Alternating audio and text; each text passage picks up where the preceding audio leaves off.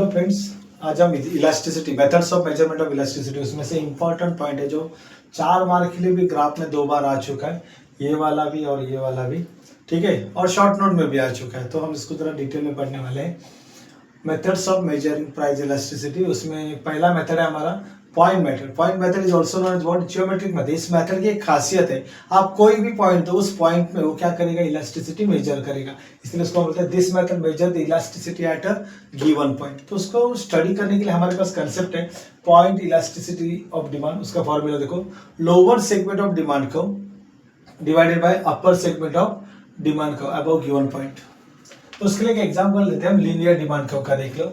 यहाँ पे हम एज्यूम करते हैं ए टोटल 8 सेंटीमीटर एज्यूम करते हैं, और उसको 4 इक्वल पार्ट में 2 सेंटीमीटर 2 सेंटीमीटर 2 सेंटीमीटर डिवाइड किया हमने, ठीक है।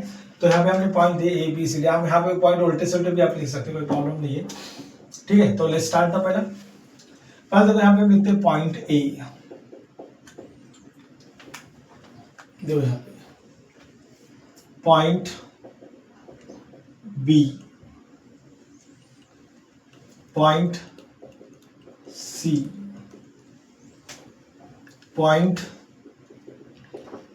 डी, और लास्ट वाला जो हमारा पॉइंट है कौन सा है, पॉइंट ई। मतलब हम क्या करेंगे, गिवन पॉइंट, तो हमने यहाँ पे पॉइंट गिवन किए मतलब दिए हुए, उस पर हमें इलास्टिसिटी को हमें क्या करना है, मेजर करना है।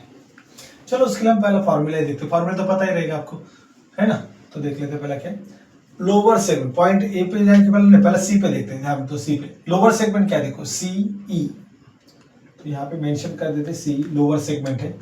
चलो तो पहला फॉर्मूला एल और यू ई लिख देते हैं।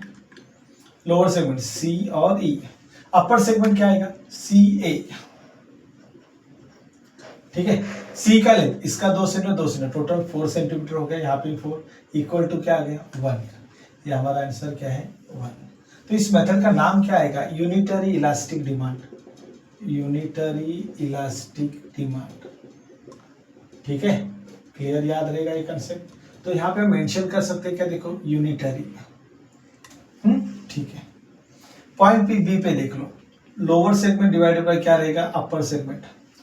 बी पे लोअर सेगमेंट बी और ई, बी और बी आ गया ना, लोअर सेगमेंट मतलब नीचे वाला पार्ट, और यू मतलब अपर सेगमेंट, तो ऊपर वाला पार्ट लो, क्या आएगा, बी ए।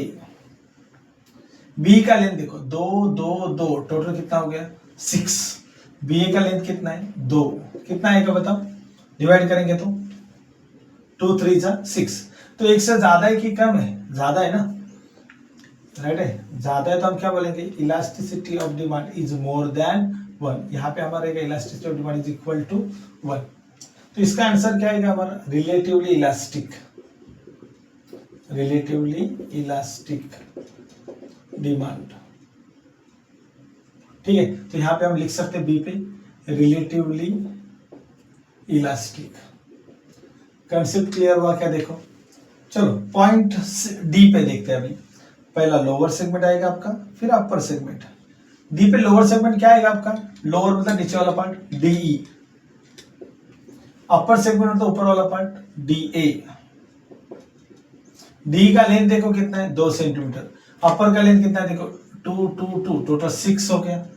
इसको डिवाइड करेंगे तो बाप रे क्या आंसर आएगा, देखो 0.3 समथिंग कुछ तो आएगा, मतलब 1 से कम ही है ना। तो elasticity of demand is less than 1। तो लेस देन 1 रहेगा तो हम क्या बोलेंगे, रिलेटिवली इनइलास्टिक। क्या बोलोगे, रिलेटिवली इनइलास्टिक डिमांड। तो हम यहाँ पे भी लिख सकते हैं रिलेटिवली इनइलास्टिक, रिलेटिवली इनइलास्टिक। देखो कंसेप्ट क्लियर हो रहा है क्या प्रॉपरली। पॉइंट ए पे ध्यान दो, एल और क्या था, you. Point E, lower segment में कुछ है ही नहीं ना, देखो ना ई के नीचे कुछ नहीं, तो पॉइंट ई लिख देते। अपर सेगमेंट पूरा ए ई आएगा, मतलब ई ए। इसका लेंथ 0, इसका 8, तो इसका आंसर क्या आएगा, 0। मतलब elasticity of demand is equal to what, 0। तो इसको हम क्या बोलेंगे, परफेक्टली इलास्टिक डिमांड, परफेक्टली, ठीक है, इन इलास्टिक डिमांड। क्या बोलोगे आप इसको, परफेक्टली इन इलास्टिक डिमांड। तो यहाँ पे हमें लिखना है परफेक्टली इनइलास्टिक। ठीक है, ये ट्रू फॉल्स में भी आता है, तो आपको कौन से पॉइंट पे कौन सी इलास्टिसिटी पता रहेगी तो आप ट्रू फॉल्स प्रॉपर्ली कर सकते हो। ठीक है, अभी पॉइंट ए पे बच गया था हमारा लोअर सेगमेंट और कौन सा था अपर सेगमेंट। लोअर सेगमेंट पहला क्या आएगा ए, अपर सेगमेंट पॉइंट ए के कितना 8 और 0, क्योंकि ऊपर तो कुछ है ही नहीं, इसका आंसर इनफाइनाइट आएगा। क्या आएगा, elasticity of demand is equal to what, infinite. तो इसको क्या बोलोगे, perfectly elastic demand, perfectly elastic demand. तो यहां पे लिख देते हैं परफेक्टली इलास्टिक।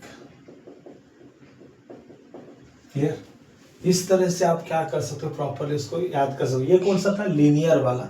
अभी हमें कौन सा पढ़ना है, नॉन लीनियर। अभी हमें कौन सा पढ़ना है, नॉन लीनियर। नॉन लीनियर में देखो मैंने क्या पहले से ड्रॉ करके रखा है, टाइम ज्यादा वेस्ट ना हो उसके लिए।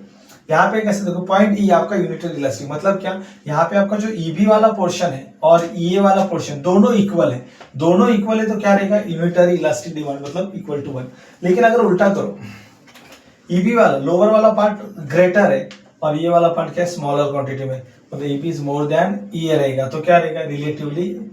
देखो यहाँ पे रिलेटिवली क्या बोला है, यहाँ पे ईबी ज्यादा है ना, रिलेटिवली इलास्टिक है।